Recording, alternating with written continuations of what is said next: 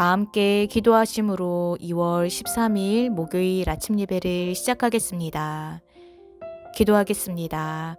은혜와 자비로 오늘도 저희와 함께 하시는 주님 감사드립니다. 주님, 매일의 삶 속에서 저희들의 삶을 주관하여 주시옵시고 저희들과 함께 동행하여 주시옵소서. 오늘도 저희들은 이 세상 속에서 오직 주님만을 의지하며 나아갑니다. 오늘 시작되는 하루 가운데에서도 친히 찾아와 주셔서 주님의 은혜 가운데 나아가게 하여 주시옵시고, 또한 오늘 주님의 말씀을 듣고 묵상하며 기도하며 나아갈 때에 그 말씀이 저희들의 마음에 새겨지는 놀라운 은혜를 경험하게 하여 주시옵소서. 감사드리며 예수님의 이름으로 기도드립니다. 아멘. 오늘 말씀은 누가복음 2장 41절에서 52절까지의 말씀입니다. 매일 성경교재 136페이지에서 137페이지를 참고하시면 되겠습니다. 이 시간 하나님의 아들이신 예수라는 제목으로 은혜의 말씀을 나누고자 합니다. 오늘 본문 말씀은 사복음서 중에서 유일하게 예수님의 어린 시절과 성장 과정을 다루고 있습니다. 이 내용은 누가복음에서만 유일하게 사람의 모습으로 오신 그리스도를 강조하기 위해 사람들과 동일한 성장 과정을 보여주고 있습니다. 오늘 말씀에서는 예수님께서 12살 되던 해에 부모인 요셉과 마리아와 함께 유월절 절기를 맞이하여 예루살렘 성전을 방문합니다.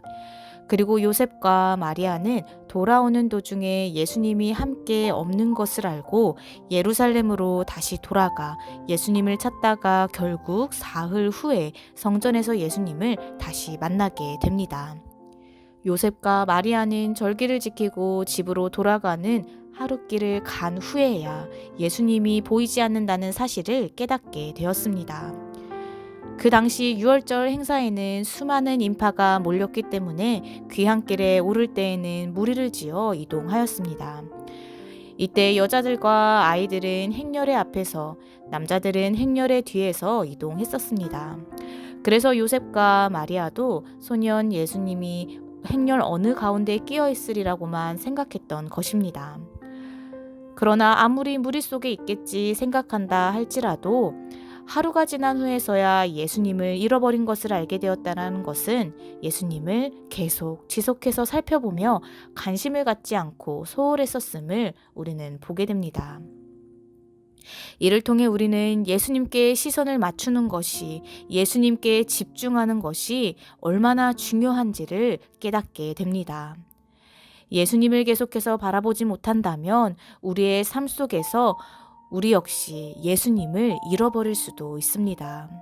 우리의 안일한 신앙생활은 게으름을 가져오고 사단의 유혹에 쉽게 빠지게 합니다. 그렇기 때문에 누가복음의 말씀을 보면 예수님께서 너희는 스스로 조심하라. 그렇지 않으면 방탕함과 술 취함과 생활의 염려로 마음이 둔하여지고 뜻밖의 그날이 덫과 같이 너희에게 임하리라. 이러므로 너희는 장차 올 이 모든 일을 능히 피하고 인자 앞에 서도록 항상 기도하며 깨어 있으라 라고 하였습니다.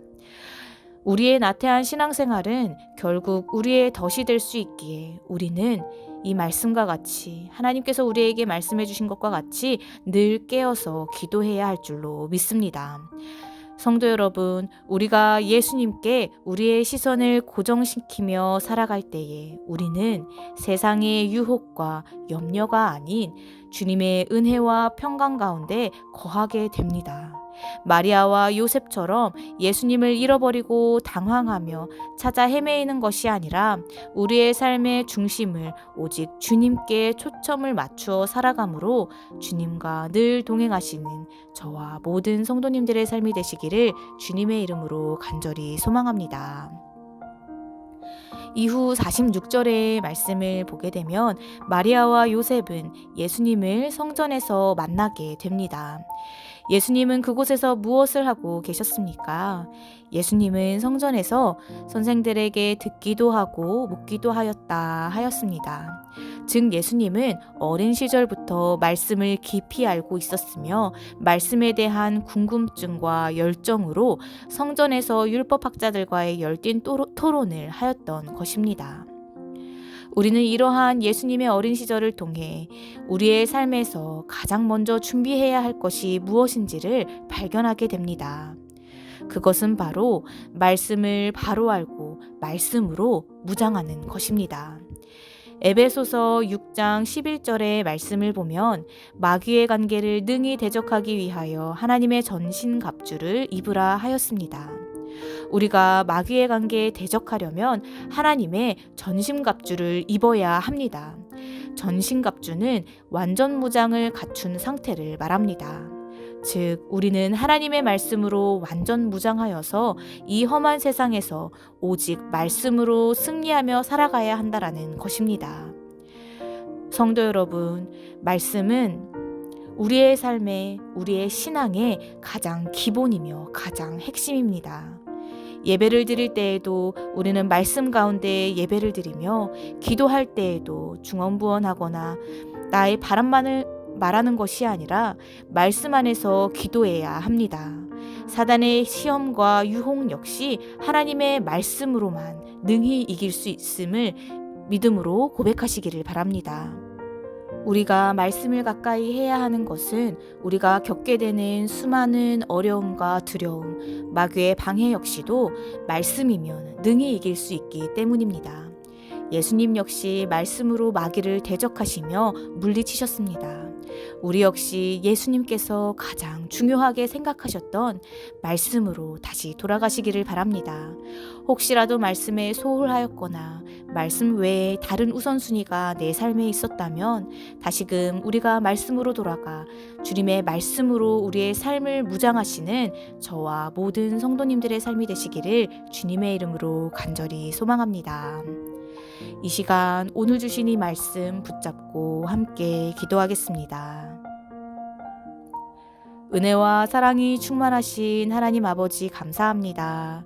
주님, 저희들의 삶의 자리에서 이것저것 신경 쓰며 우선순위를 두고 있었던 세상의 모든 것들을 다 내려놓고 오직 주님께서 저희들을 향해 주시는 그 말씀으로 무장할 수 있도록 저희들의 시선이 오직 주님을 향할 수 있도록 주님 인도하여 주시옵소서. 우리들의 삶의 우선순위가 예수님이 되게 하여 주시옵시고 예수님의 모습을 닮아 우리들 역시 말씀 가운데 승리하여 이 세상 속에서 강하고 담대하게 주님의 빛된 자녀로 살아가는 저희들 모두가 될 수 있도록 인도하여 주시옵소서. 감사드리며 예수님의 이름으로 간절히 기도드립니다. 아멘. 이제 주님의 기도로 아침 예배를 마치겠습니다.